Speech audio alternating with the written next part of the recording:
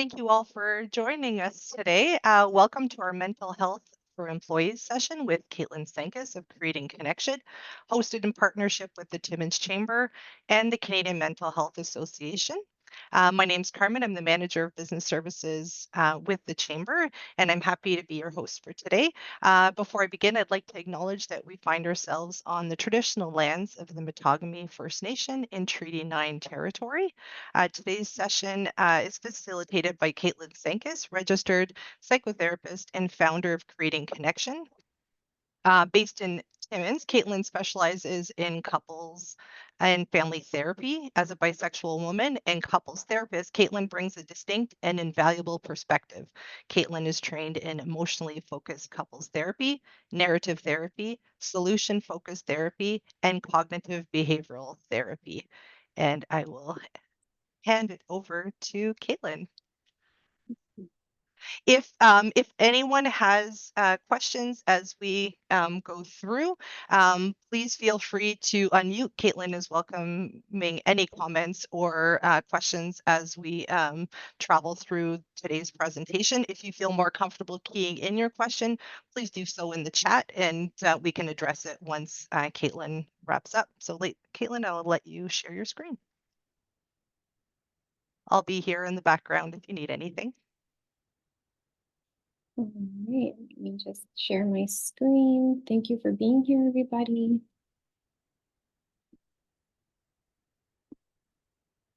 Or you'll see the edit version before I get to press present.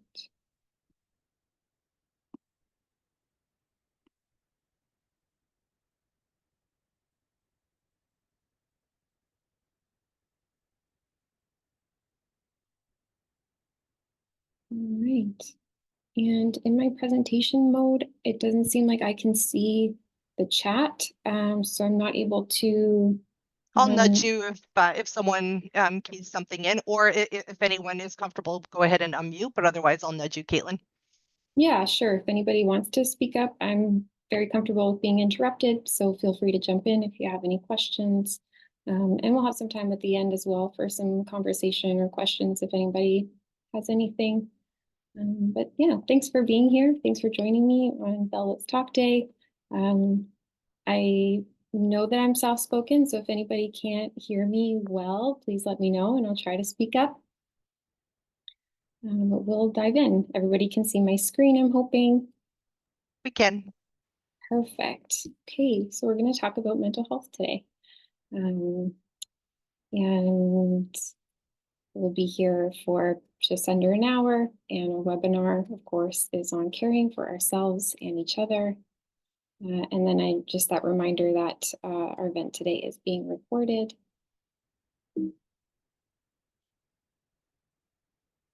Okay, a little overview about what we'll talk about today.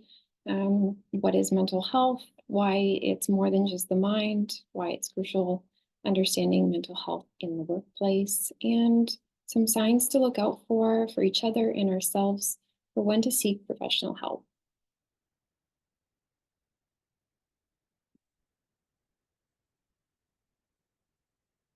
I know that Carmen already introduced me, but I'll share a little bit as well. So again, my name is Kaitlin. I'm the owner of Creating Connection, Couples and Family Therapy, born and raised in Timmins. I'm a registered psychotherapist and registered marriage and family therapist, and I've been working in the mental health field for about 15 years. A little bit more about myself, hobbies being that I love to travel. I have two St. Bernards who are like gentle giants, and I love to exercise and move my body. Those are a little bit of things about me more than just who I am as a therapist. All right, so we're going to just dive right in. So what is mental health? Is it just a state of mind?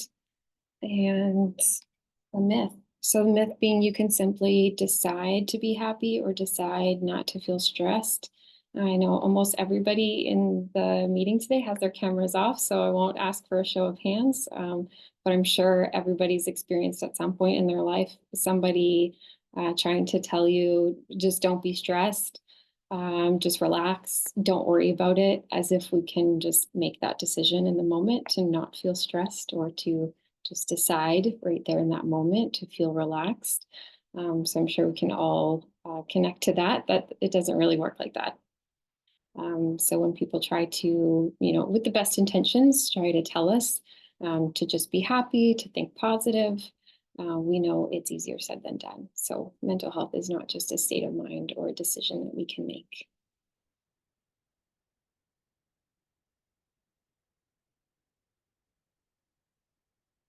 Mental health is a positive concept when we are mentally healthy. It encompasses our emotions, our psyche, and our social interactions, particularly because we are humans and we're social bonding creatures.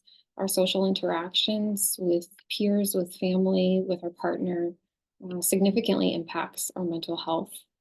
And having a healthy workplace that promotes positive mental health means that your workplace provides safety, provides trustworthiness, peer support, collaboration, empowerment, and cultural sensitivity. Mhm.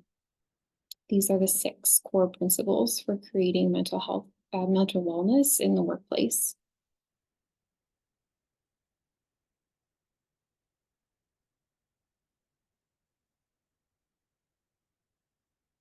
Okay, so what I have here is what we call our window of tolerance. And this is very important for understanding mental health, but also understanding how it can be so different for different people and why we can't compare ourselves to others when we think about mental health. And we think about, well, I can do something. How come somebody else, or I can deal with this stressful thing. How come somebody else can't? So I know I've got a lot going on in this slide, but if you focus in on the middle, that's our comfort zone. So when we're within our comfort zone, we are able to regulate ourselves. We're able to regulate our body, our reactions, our emotions, how we react and respond to things. We feel balanced, we feel calm. We're able to use our rational, logical thinking parts of our brain when we're in our comfort zone. When we have experienced difficult or negative or traumatic experiences in childhood or throughout our adult years, our comfort zone shrinks, which means that our ability to cope and deal with events or stressors changes.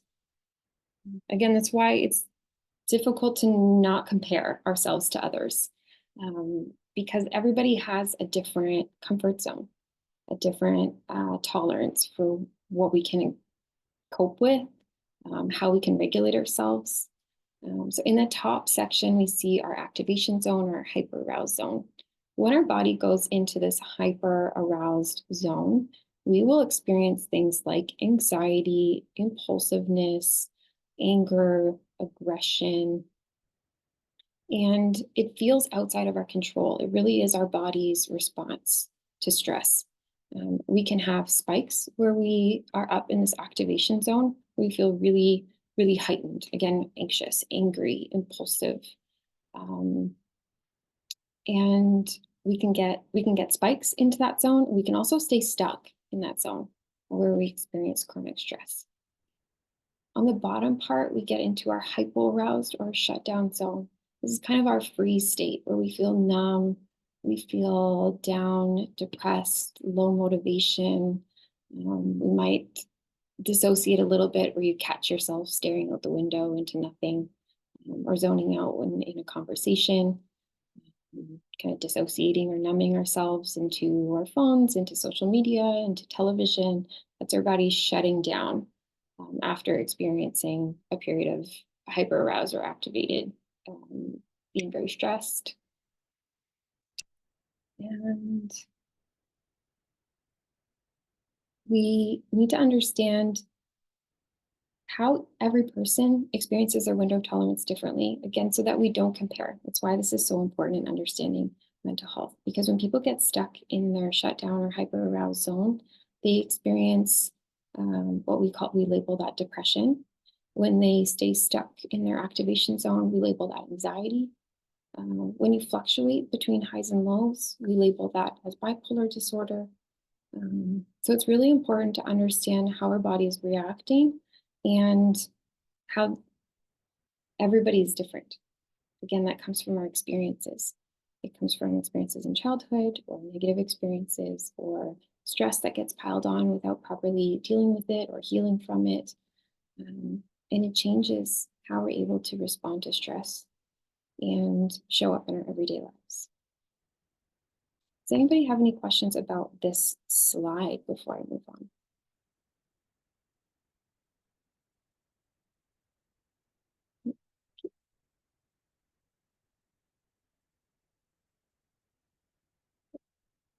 So from that, understanding our window of tolerance and how that translates into our mental wellness, these are the key points for you to take away from today. And I've copied this slide to the end of the presentation so we can come back to them. So I can really drop them in.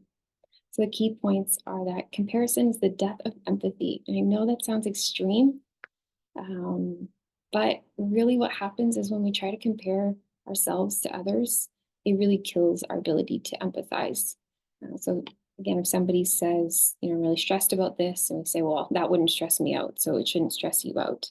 We've just killed empathy. We're not able to put ourselves in that person's shoes and understand their unique experience about what they're dealing with or what they're going through. So instead, we want to stay curious.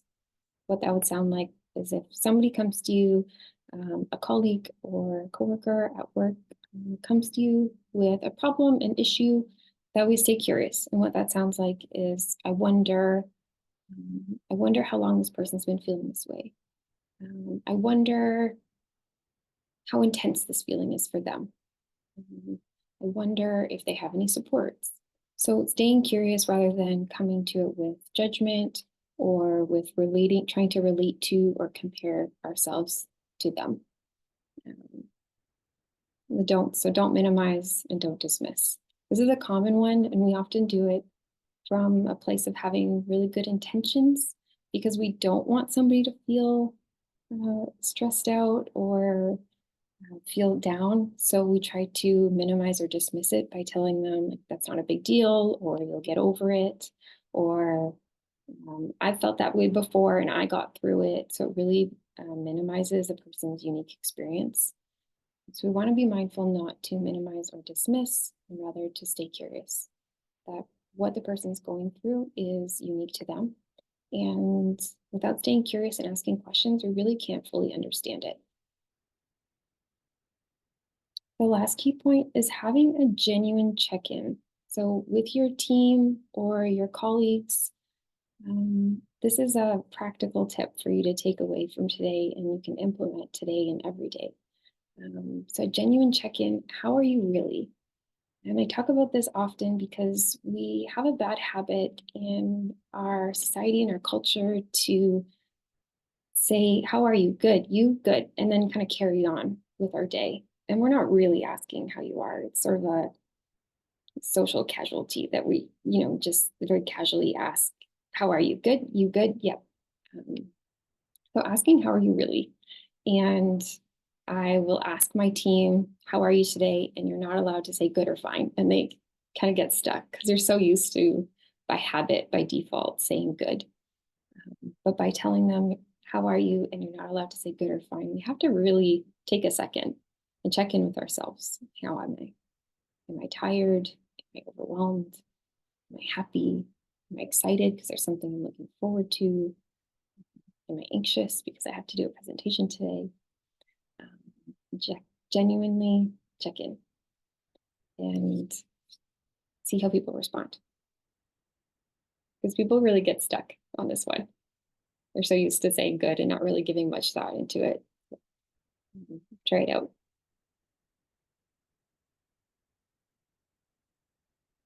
Okay. Why does this matter at work? Mental health affects people's performance, it affects retention, it affects absenteeism, and mental health and stress ultimately, without being supported, healed, treated, can lead to burnout, which obviously has an impact on everybody's workplace. So it's important, and it's important to know the signs. So signs of stress include fatigue, irritability, absenteeism, weakened immune system, tearfulness, and reduced concentration. A lot of people get surprised at how much our mental health affects our physical health, such as our immune system, our sleep, headaches, gut problems, things like that. So, our mental health is also connected to our bodies, and this one surprises a lot of people.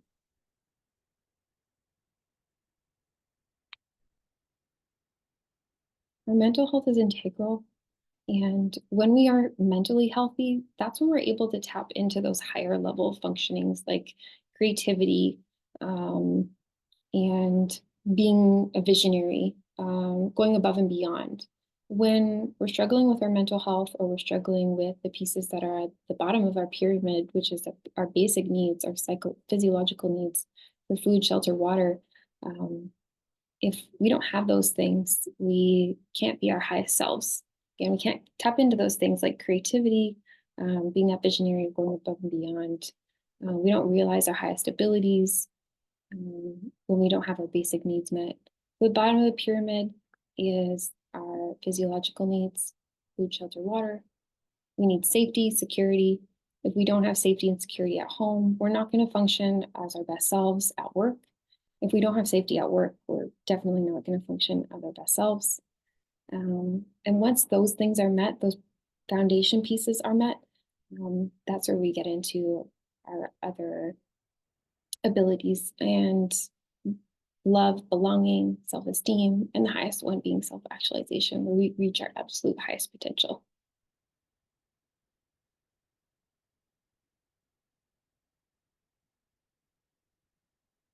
Mental health issues affect everyone.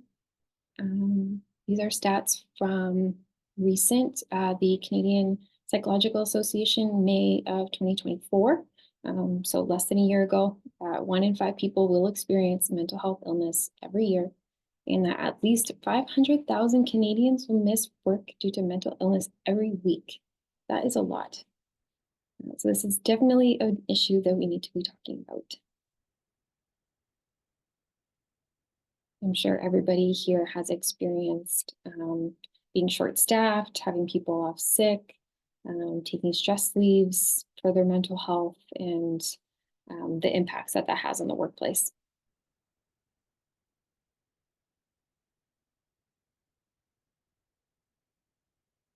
So here are some signs to watch out for. Signs of struggle to look out for if you suspect a coworker or colleague is experiencing a mental health issue. So number one being emotional distress. If you're noticing changes in somebody where they're starting to, they're becoming more aggressive, they're yelling at others, tearfulness, signs of emotional distress, we want to check in with that person. Other things like withdrawal behaviors, such as participating less in work activities, isolating themselves, like eating lunch alone. These are also things to look out for. Attendance changes, lateness and absenteeism, performance changes like decreased quality or quantity of work. This one's important to look out for because performance changes can mean good and bad things. Reduced work quality and quantity is something we definitely want to check in with our team about, because they might not be doing well. But on the other side of that, if somebody has been a person who really grinds and pushes themselves, really hustles, and they are completely burnt out, which is not good, but then they do take care of themselves and they are healthy and they start to set boundaries at work, which means they don't take on more than they can handle. They don't take on more than what's expected of them. They start doing the bare minimum or what is expected of them based on their job description. And it looks like something's wrong because they're doing less, but they're actually just setting healthy boundaries for themselves. So this one, we want to really check in and ask how somebody's doing. If they are feeling burnt out and not keeping up, or if they're feeling really good and they're just setting good boundaries for themselves and not doing more than they need to be doing. Then the last one, extreme behaviors, which are the most obvious. Changes in substance use, changes in hygiene, somebody talking about intent to harm themselves or others. We want to take significant and immediate steps if that happens and make sure that they're safe. Perhaps support around them.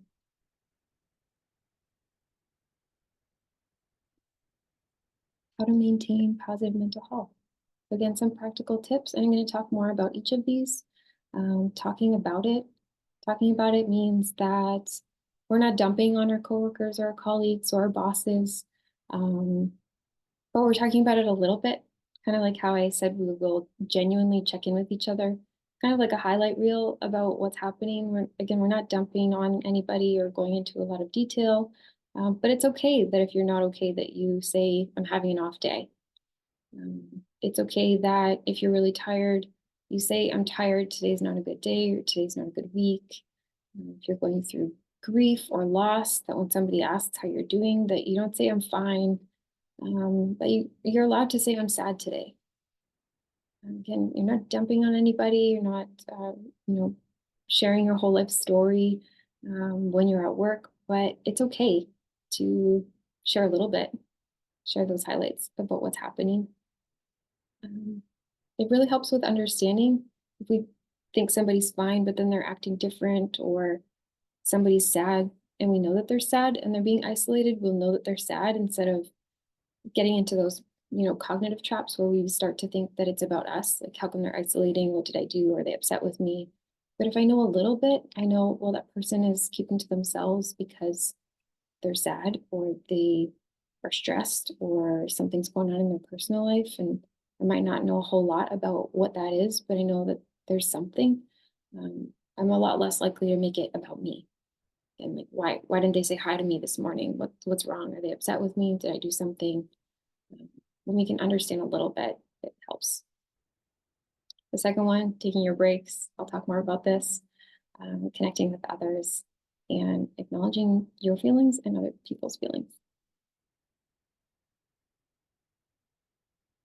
Take your breaks. I want to say it 1,000 times. Many Canadian employees forego lunch break due to workload or company culture, fearing judgment from management or coworkers. So employees should be encouraged to step away, to head outside, or mingle with colleagues during their lunch hour. Um, Way too often, there's a hustle culture where we skip our lunch, we don't take our 15-minute breaks. There's too much work to do, or I'll have to stay late if I don't work through my lunch. And if we're not taking care of ourselves throughout the day, we are very likely going to burn out.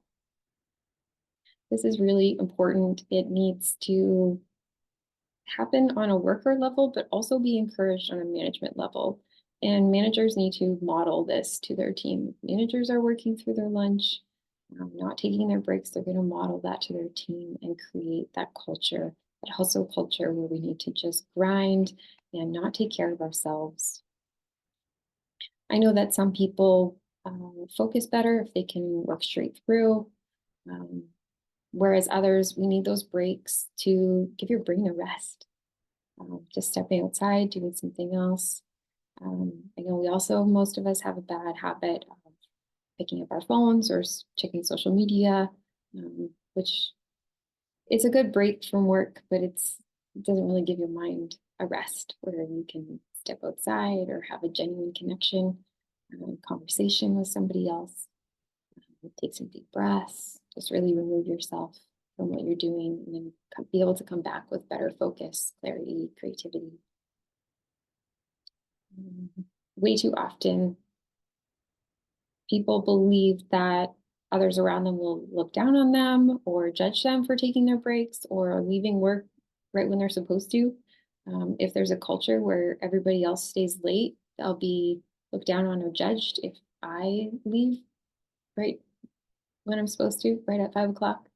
And that's something that we need to work on as a whole, as a culture and organization, to promote taking your breaks when you're supposed to, promote taking care of yourself.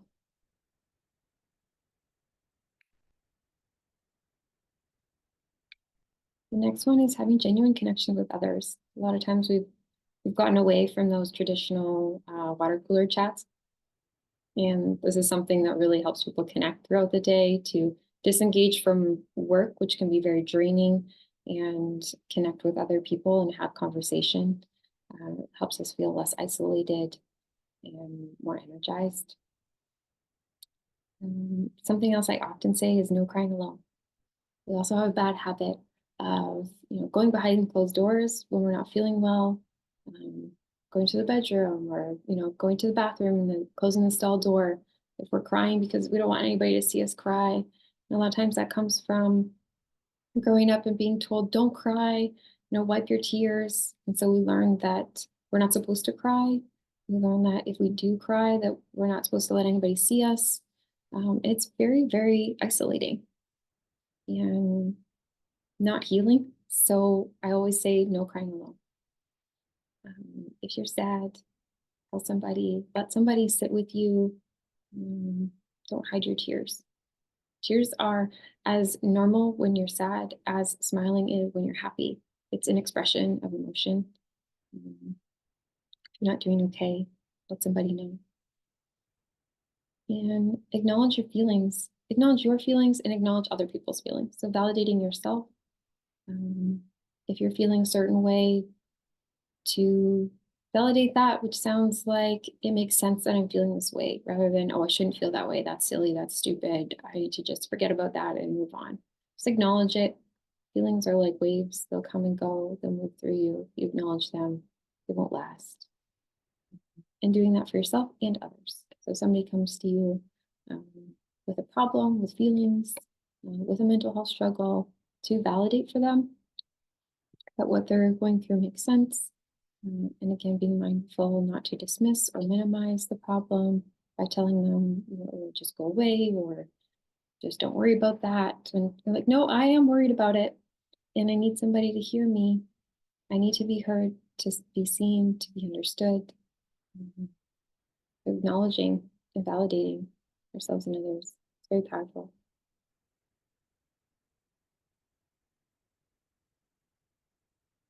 Other things we can do in the workplace, such as having quiet zones or flexible work arrangements. If it's possible, it's encouraged. If your type of workplace, it's not possible, then it's just not possible, and that's okay. But if it is, it's encouraged to be flexible and to help people feel taken care of at work, to feel understood, that their situation is understood, and that they're not expected always to be able to do something just because everybody else can. Again, coming back to understanding that window of tolerance, and that what everybody, how everybody copes and regulates themselves is going to be different. Having regular check-ins to assess stress and workload.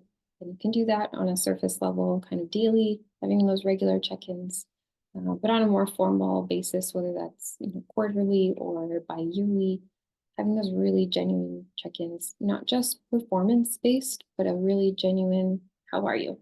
And being that safe space for somebody to share a little bit about what they're going through, with a little bit about what's happening in their personal life, if it's safe to do so. Somebody won't feel safe to share with you if they believe that they won't be understood, they believe that their problems will be dismissed or minimized, they won't share. So creating that safe space for somebody to show up to work however it is that they are that day. Some other pieces that create a healthy office culture is balancing vulnerability with leadership. Having that balance is, again, not dumping your own stuff on your team, but being a little bit vulnerable. Like I said earlier, if you're sad, it's okay to say, I'm sad today, or today's not a good day, just so that your team kind of knows where you're at. They know that if you're not your bubbly self, or you don't spark up conversation the way that you usually do, that they know it's not about them. They can have some understanding about what you're experiencing. And the last piece is don't fake fine. So that goes hand in hand. Modeling to others that it's okay if you're not okay, that you're still getting through your workday, but that it might be a little bit more quiet than I usually am today. Or today's a really stressful week. I've got lots on my plate. So I'm going to be a little bit more isolated, rather than faking fine or faking happy, like everything's okay all the time. Because it puts some stress and pressure on others to also act or pretend like they're fine all the time when they're actually not.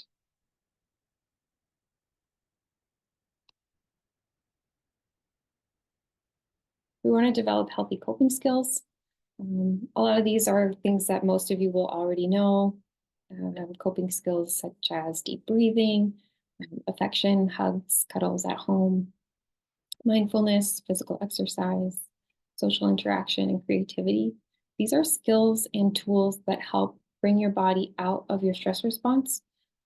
So if we're having a really, really stressful day, stressful week, stressful year, and we just kind of are in the habit of plopping down on the couch in front of the TV at the end of the day, we're in a freeze shutdown zone, and it doesn't help your body come out of its stress response or complete its stress cycle.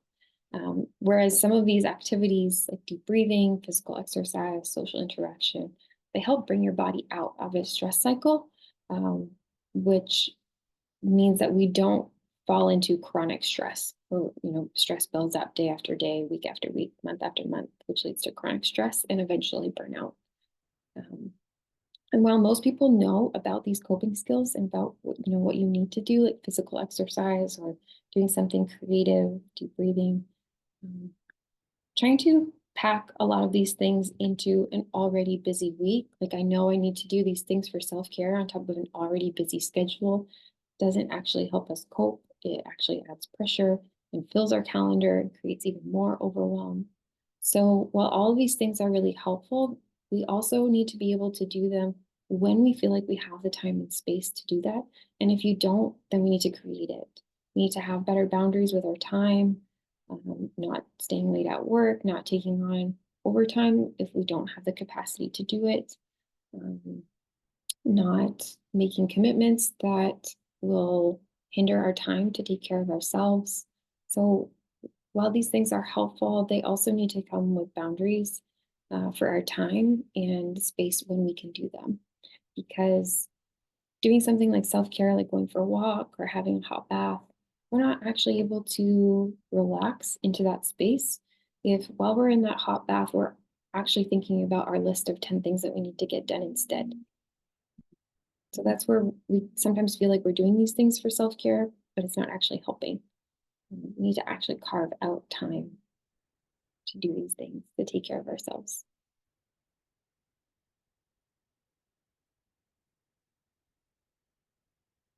Right. When to seek professional help. I'm going to talk about some early warning signs to look out for, um, so that we don't ignore it. We have a bad habit of ignoring our early warning signs, thinking they'll go away, pushing through, or that grind and that hustle culture to keep going rather than taking care of ourselves. Some signs to look out for: eating or sleeping too much or too little, feeling tired or having low energy, feeling edgy or irritable. This one, sometimes other people notice before we do. Other people who are close to us in our lives will tell us we're moody or irritable. They'll often tell us before we notice it for ourselves. Other signs like difficulty concentrating, being restless, or using a lot of nervous energy, difficulty performing daily tasks, gut problems or stomach aches, tearfulness, headaches, muscle tension. So our body will tell us when we're not okay.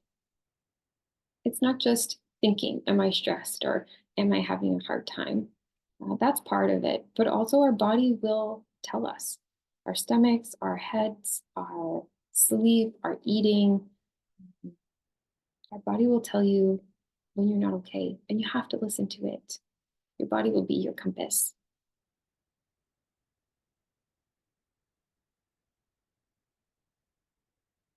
Don't hesitate to seek help, to talk to a counselor or a therapist.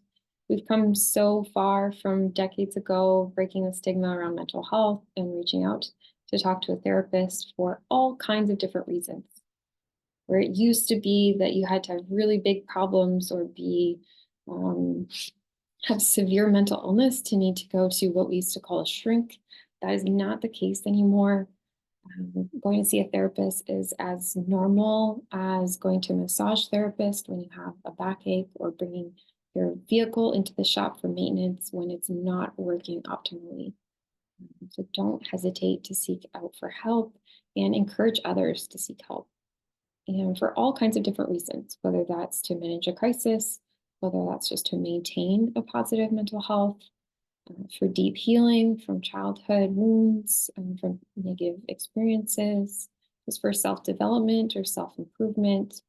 Then it can be for situational things, situational depression, grief, life transitions, um, relationship challenges, really anything you could go talk to a therapist about.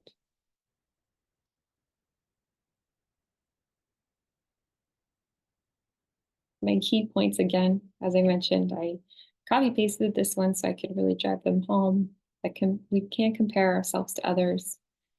When we try to relate by putting ourselves in that person's shoes by saying, well, I got through it, or that didn't stress me out, so it shouldn't stress you out, or I've got all these things going on and I'm able to show up to work, so how come you can't? And so comparing ourselves kills empathy. We can't compare. We can't expect that if one person can perform one way that everybody else can. We really need to stay curious about what's happening. We need to stay curious about people need different supports, extra supports, what that could look like, whether they're struggling with their mental health or disability or neurodivergent, whatever that might be. We have to stay curious and understand their brain, their body, what they're going through to be able to offer support differently. Being mindful not to dismiss or minimize, and having some genuine check-ins.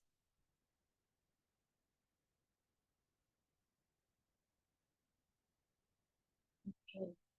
I've got some resources here, which many of you might be familiar with: the Balance app or the Calm app. Um, I also wanted to kind of take you through some of these resources here. I'm hoping that when I change pages, it will still share my screen.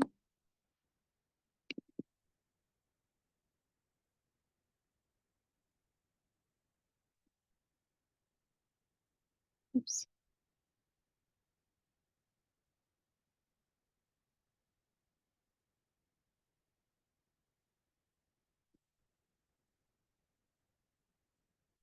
I'm not sure if it'll share when I change tabs, so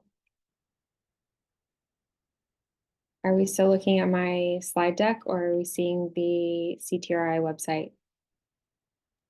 CTRI website. Perfect. Okay, so these are some printable free resources. So I just wanted to take you for a minute through here. Again, because they're free, printable, things like workplace reconciliation, dealing with passive aggressive communication, helping somebody with a mental illness, um, diffusing violent situations. We've got all kinds of really, really great tools, and these are all free. This is the Crisis and Trauma Resource Institute. They also have tons of free webinars. They do a different topic every month. We've got myths about suicide, some mindful breathing tips. So some of these will be really helpful if anybody wants to print them out, put them in a staff or a lounge room. Recognizing anxiety. So there's lots of really, really great resources here.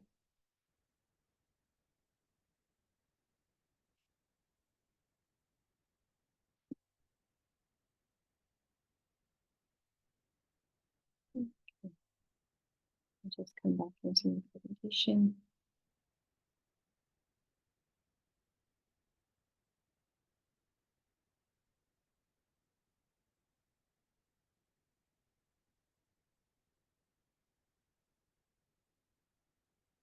Perfect.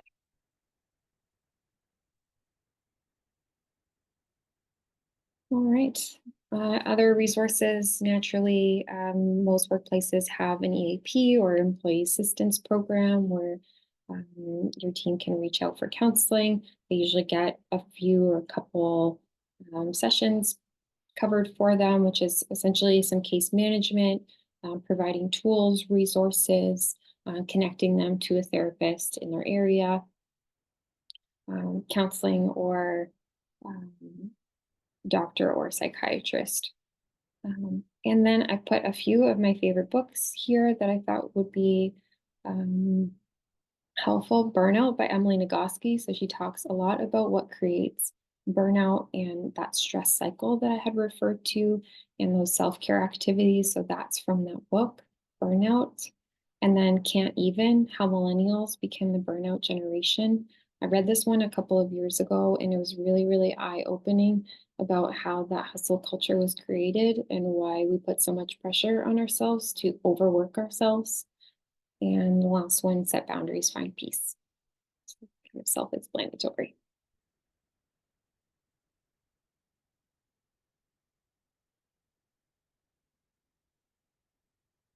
And that brings us to the end. Mhm. Does anybody have any questions? So there is one. Michelle, did you want to unmute or did you want me to go ahead and ask that? Oh, I can unmute, doesn't matter. Give her. Okay, go ahead. What are your takes on like positive thinking or trying to look on the bright side? Because I fully agree, like don't dismiss or don't, disqualify, but surely there's some power to say, okay, but at least there's this, or not try to in a sense, I guess, kind of minimizing the bad to look at the good. Is like, how do you balance that, or what are your thoughts on that? My thoughts on that are to not jump to the positive thinking first. So we need to acknowledge and validate if somebody is stressed or anxious or worried about something. So acknowledge it, name it or label it, validate it. And once somebody then feels heard and understood in the scary thing that they're thinking about or the thing they're worried about, once they feel like, oh, you get it, they'll sort of sink like, oh, you get it. You're not judging me. You get where I'm coming from. And once they have that felt experience, then we can sort of jump into problem solving or thinking about things from different perspectives. A lot of times we skip that validating piece and we just jump into, well, you shouldn't think that way. You should just think positive, which really dismisses and minimizes what I'm thinking about right now. This thing that I'm worried about matters to me right now. And just telling me not to think about it doesn't really help. It's like telling somebody to relax when they're not feeling relaxed. Um, so we need both parts, acknowledge, validate, and then we can go into problem solving or positive thinking. I'm just going to jump in for a quick second and thank you, Kaitlin, and thank CMHA for supporting today's session. The recording will be on YouTube. I will hit stop on the recording.